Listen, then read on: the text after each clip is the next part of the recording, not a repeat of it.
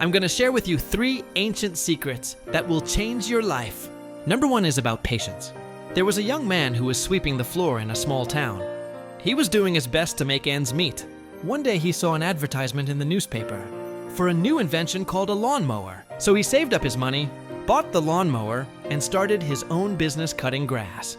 He worked hard, but he didn't make any money. He got frustrated and threw the lawnmower in the river. As he was walking away, he heard a voice that said, "You gave up too soon." He turned around and saw a man on the other side of the river with his clothes on a stick. And the man said, "If you had just waited a little bit longer, you would have seen how useful that thing was." The young man realized that he had been impatient, and he should have waited longer to see if it would have worked out. The second secret is about contentment.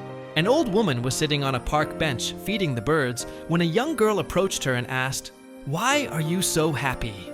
The old woman looked at the girl and replied, "Because I'm content with what I have."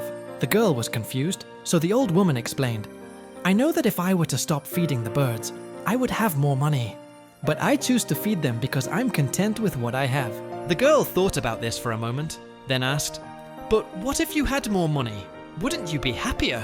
The old woman smiled and said, "No, because happiness is not the same as contentment. Contentment is a deep sense of peace and satisfaction that comes from within, regardless of your circumstances." The third secret is about curiosity. A wise man once said, "The man who asks a question is a fool for a minute. The man who does not ask is a fool for a lifetime." So many of us stop asking questions when we reach a certain age, but we should never stop being curious. We should always be asking questions and seeking knowledge because there is so much to learn in this world. We don't know everything, and we can't be experts at everything. So be curious and ask questions.